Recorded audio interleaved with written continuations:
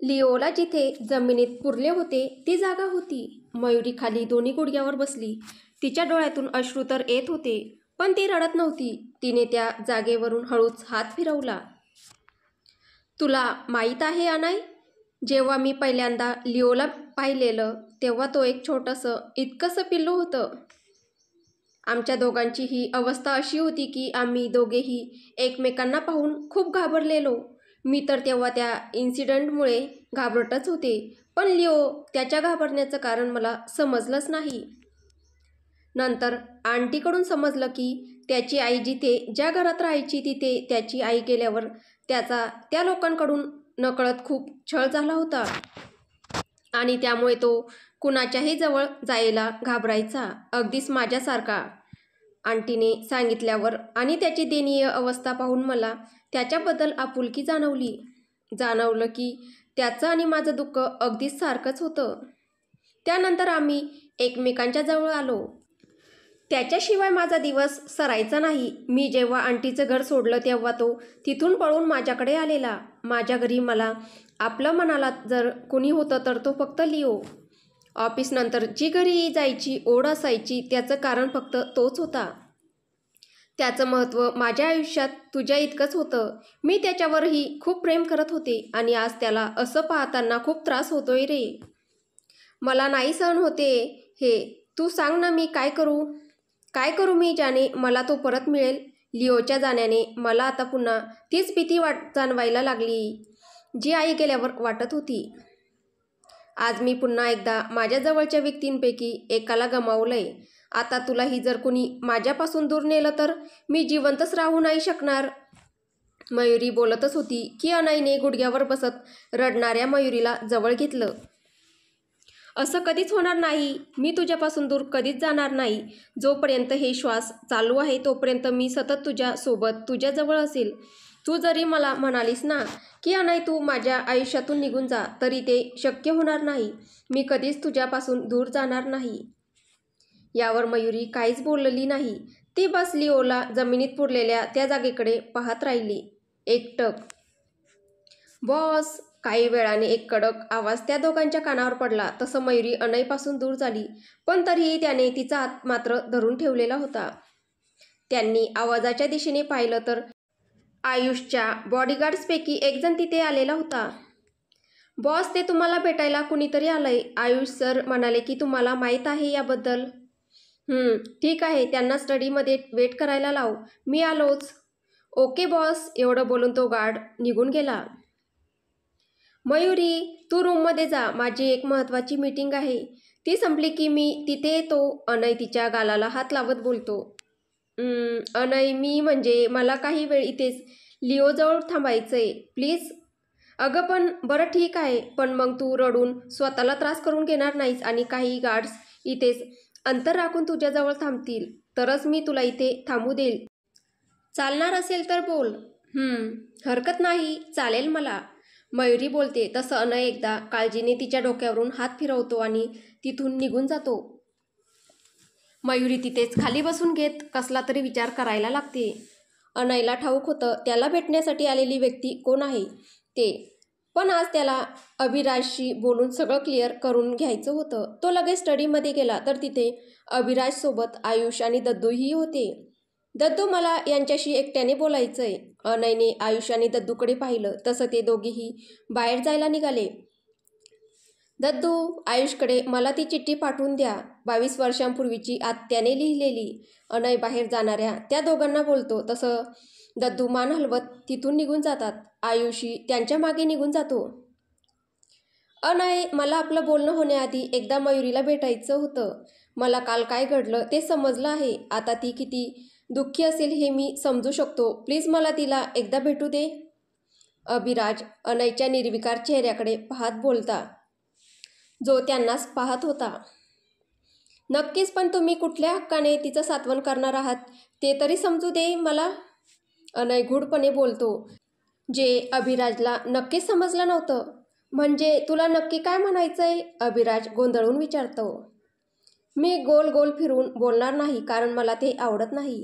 तुम्हाला हा प्रश्न नक्कीच पडला असणार की माझ्यासारख्या माणसाने मयुरीसारख्या सामान्य मुलीशीच लग्न का केलं, तेही तिला हे समजू न देता की मी कोण आहे. म्हणजे काहीतरी मोठं कारण असेलच ना यामागे. तुम्ही शोध घेण्याचा कधी प्रयत्न नाही केला? अनय सरळ सरळ अभिराजला प्रश्नच विचारत होता. खरं सांगायचं तर हो, सुरुवातीला केला होता मी प्रयत्न, पण जेव्हा समजलं की मयुरी कशी आहे मग वाटलं कदाचित तू पडलाही असशील तिच्या प्रेमात. जी मुलगी मला माझी शत्रुता विसरून तिच्या काळजीपोटी तुझ्या दारात उभे राहण्याची हिंमत देऊ शकते, ती मुलगी सहजच तुला तिच्या प्रेमात पडायला भाग पाडू शकते. अभिराजही अनयच्या प्रश्नाचं खरं उत्तर देत म्हणाला. जेव्हा माझं आणि मयुरीचं लग्न झालं तेव्हा मी तिच्यावर प्रेम करत नव्हतो. ते लग्न मी फक्त यासाठी केलं होतं कारण दद्दूची इच्छा होती. अनय स्पष्ट बोलतो. खरं सांगू अनय, तू तिच्यावर प्रेम करत नसला तरी ती मात्र तुझ्यावर खूप प्रेम करते. तिला याची जाणीव आहे की नाही मला माहीत नाही, पण मी तिला जेव्हाही भेटायचो ती सतत तुझ्याबद्दलच बोलत असायची. म्हणून सांगतो तिला हे चुकून सुद्धा कधीच बोलू नकोस की तू तिच्यावर प्रेम करत नाही. तुम्ही नीट ऐकलं नाही मी जे बोललो ते. मी म्हणालो की जेव्हा आम्ही लग्न केलं तेव्हा मी तिच्यावर प्रेम करत नव्हतो, पण आता ती माझ्यासाठी इतकी महत्त्वाची आहे की तिच्यासाठी मी वाटेल ते करायला तयार आहे. मग तू तिच्याशी लग्न का केलंस? अभिराज न राहून विचारतो. आता त्यालाही ही हुरहुर जाणवत होती अनयच्या उत्तराची. कारण ती माझ्या भावना आत्याची मुलगी होती. ती मुलगी जिच्या आईला तिच्या जन्मदेत्या पित्याने तिचं अस्तित्वही या जगात यायच्या आधी नाकारलं. चूक कुणाची होती हे न पाहता तिच्या आईला कायमचा वनवास दिला. मयुरी त्या भावना आत्याची मुलगी आहे जिचा तुम्ही वापर करून तिला सोडून दिलं आणि पुन्हा कधीच तिच्याकडे वळूनही पाहिले नाही. माझ्या आत्याने एकटीने तिचा सांभाळ केला. समाजाच्या प्रत्येक चांगल्या वाईट नजरेपासून तिचं संरक्षण करण्याचा प्रयत्न केला. आत्यासाठी मयुरी हे तिचं तुमच्यावर असलेल्या प्रेमाची आठवण होती. जे प्रेम तिने प्रयत्न करून सुद्धा ती तिच्या मनातून नष्ट नाही करू शकली. तिने स्वतःचा जीव दिला, पण शेवटच्या श्वासापर्यंत तिने मयुरीचं रक्षण करण्याचा प्रयत्न केला. असं असताना आणि ज्या भावना आत्याचा तुम्ही तिरस्कार करता तिचीच मुलगी मयुरी असतानाही आता तुम्हाला तिला भेटायचंय? अनयने अभिराजला सत्य सांगत विचारलं. तू भानावर आहेस ना? तुला समजतंय का तू काय बोलतोय ते? मयुरी भावनाची मुलगी हे कसं शक्य आहे? अभिराज अनयला अजून काही बोलणार तोच तिथे आयुष आला. त्याला आलेलं पाहून अभिराज गप्प बसला. आयुषने त्याच्या हातातील कागद अनयकडे दिला. अनयने तो हातात घेतल्यानंतरही आयुष तिथेच थांबून होता. काही बोलायचंय? आयुष तिथेच थांबलाय हे पाहून अनय त्याला विचारतो. भाई, ते वहिनी ती तुमच्या रूममध्येही नाहीये आणि घरातही कुठे दिसत नाहीये. मागे गार्डनमध्ये आहे ती. अनय आयुषला काय विचारायचं हे समजून बोलतो. तू जा आता आणि मला महत्त्वाचं काम नसेल तर डिस्टर्ब करू नकोस. अनय एक नजर अभिराजकडे पाहत बोलतो. हो बाई म्हणत आयुष तिथून निघून गेला आणि स्वतःच्या हातातील कागद पाहून अनयला नकळत मयुरीचा चेहरा आठवला. त्याच्या हातात तिच्या आयुष्याचं सगळ्यात मोठं सत्य होतं, जे जाणून घेण्याचा तिला पूर्ण हक्क होता. त्याने तो कागद अभिराज समोर धरला. तुम्हाला माझ्यावर विश्वास नाही हरकत नाही, पण हे पत्र माझ्या प्रत्येक वाक्यावर सत्याचा शिक्कामोर्तब करेल. त्याने ते पत्र अभिच्या हातात दिलं आणि पुन्हा 2 पावलं मागे झाला. अभिने थरथरत्या हाताने अनयच्या हातातील ते पत्र घेतलं. त्याने एकवार अनयकडे पाहिले तर त्याच्या चेहऱ्यावर कसलेच भाव नव्हते. त्याचवेळी त्यानेही अभिला त्याच्याकडे पाहताना पाहिले. त्याला त्या नजरेत संशय जाणवला. त्याने नाही अशी मान हलवली आणि स्टडी रूममध्ये असलेल्या खिडकीजवळ जाऊन बाहेर पाहायला लागला. त्याला खाली आयुष मयुरी सोबत बोलताना दिसतो. त्याच्या आयुष्यातील सगळ्यात महत्त्वाच्या 2 व्यक्ती समोरासमोर होत्या, पण त्याला कधीच ती दोन्हीही नाती निभवताना संघर्ष करावा लागला नव्हता किंवा कधीच त्याला त्या दोघांपैकी एक अशी निवड करायची वेळ आली नव्हती. हे कसं शक्य आहे? मयुरी माझी आणि भावनाची मुलगी आहे, पण असूही शकतं कारण त्यानंतर मी एकदाही ती कुठे आहे, काय करते तिची चौकशी केली नव्हती ना तिचा विचार केला होता. तेव्हा जे घडलं त्यात जास्त चूक तर माझीच होती, पण सगळ्यात जास्त तिला सहन करावं लागलं. अभिने बाहेर पाहणाऱ्या अनयकडे एकदा पाहिलं आणि त्याच्या हातातलं पत्र वाचायला सुरुवात केली. ते पत्र तिच्या वडिलांसाठी म्हणजे रामसाठी लिहिलेलं होतं. प्रिय बाबा, हे पत्र जेव्हा तुम्हाला मिळेल तेव्हा मी तुमच्यापासून, विशालदादा आणि गीतावहिनीपासून, त्यांच्या त्या 2 छोट्या पिल्लांपासून खूप दूर गेलेली असेल. मला ठाऊक आहे मी निघून गेले म्हणून तुम्ही माझ्यावर रागावला असाल. कदाचित मी दोषी असेलही, पण बाबा गेल्या महिन्याभरात जे काही घडलंय त्यामुळे मला खरंच समजत नव्हतं की मी काय करावं. साधना आणि मी माझ्या खऱ्या आईबाबांच्या जाण्याने जी पोकळी आमच्या आयुष्यात निर्माण झाली होती ती तुम्ही आणि विशालदादाने भरून काढली. तुम्ही कधीच आमच्यात आणि दादामध्ये भेदभाव नाही केला. पण बाबा, साधना गेली आणि सगळंच बदललं. तिच्यासोबत काय घडलं कुणालाच समजलं नाही. बाबा, मला शोध घ्यायचा आहे याचा, म्हणून मी तुमच्यापासून दूर झाले. पण हेच एक कारण नाही आहे बाबा. मी आई होणार आहे. माझ्या उदरात एक नवीन जीव जन्म घेऊ पाहत आहे. एक नवीन जीव आकार घेत आहे, श्वास घेत आहे. माझ्यात आणि अभित जे घडलं त्यात नक्की दोष कुणाचा होता, परिस्थितीचा की आमचा? नाही, मी यावर विचारही केला नाही बाबा. मला या बाळाला जन्म द्यायचा होता. पण जर ही गोष्ट तुम्हाला किंवा दादाला समजली असती तर तुम्ही मला अभिशी लग्न करायला लावले असते, जे कधीच शक्य नव्हतं. कारण तो माझा तिरस्कार करतो. बाबा, तो साधनावर प्रेम करतो. चूक झाली असं समजून कदाचित त्याने माझ्याशी लग्न केलंही असतं, तरी त्याच्या आयुष्यात मला पत्नीची जागा कधीच मिळाली नसती.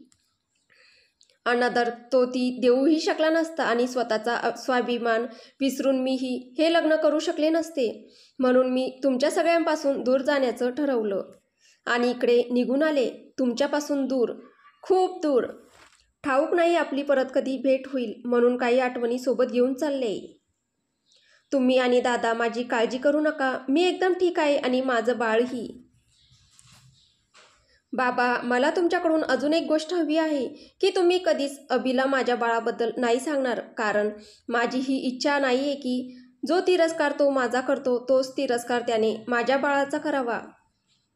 बाबा, या बाळाला मला प्रत्येक दुःखापासून दूर ठेवायचंय. मग त्यासाठी मला त्याला त्याच्या बाबापासून दूर ठेवावं लागलं तरी चालेल. कारण चूक नसताना ज्या तिरस्काराच्या अगदीत मी होरपळले त्याची झळ माझ्या बाळालाही लागू देऊ नये, बस इतकंच मला वाटतं.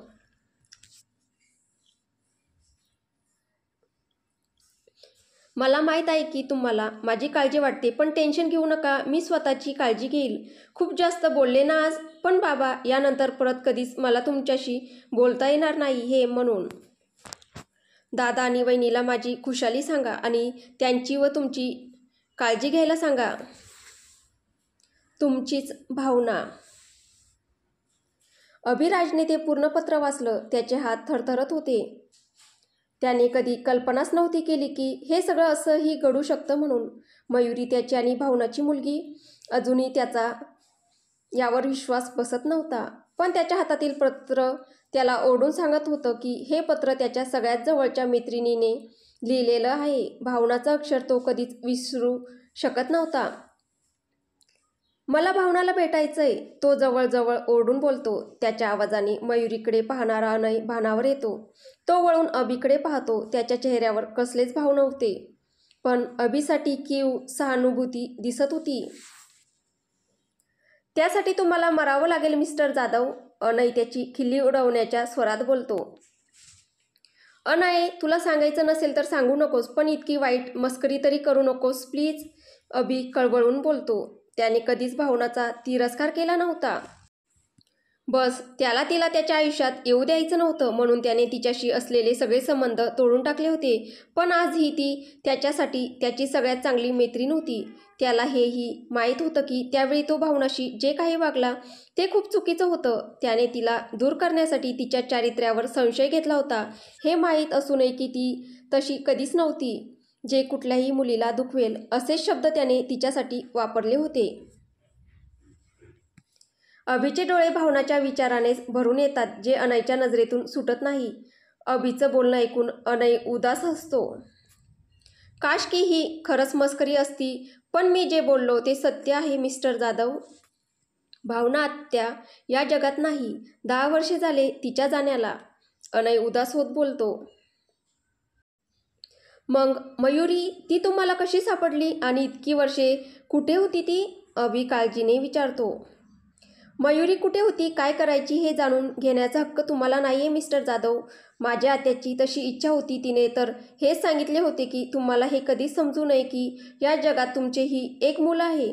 कारण जसा तुम्ही तिचा तिरस्कार केला, तिची इच्छा नव्हती तो तिरस्कार तिच्या बाळाच्याही वाटेला यावा. आणि तिची इच्छा नसतानाही मी आज हे सगळं तुम्हाला सांगण्याचं कारण एकच की तुम्ही मयुरीपासून दूर राहा.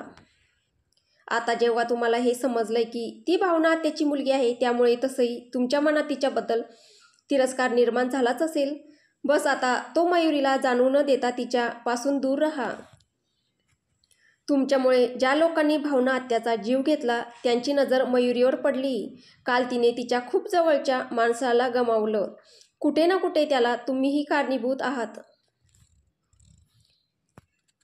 मी तुमच्याशी इतकं शांततेत बोलतोय याचा गैरसमज करून घेऊ नका. आता तुम्ही येऊ शकता. तर पुढे काय होईल हे आपल्याला पुढच्या भागात पाहायला भेटेल. तुम्हाला ही कथा कशी वाटते आहे कमेंटद्वारे नक्की कळवा. आणि कथा आवडत असेल तर व्हिडिओला लाईक करा, शेअर करा आणि चॅनलवर कोणी नवीन असेल तर चॅनल सबस्क्राईब करा. धन्यवाद.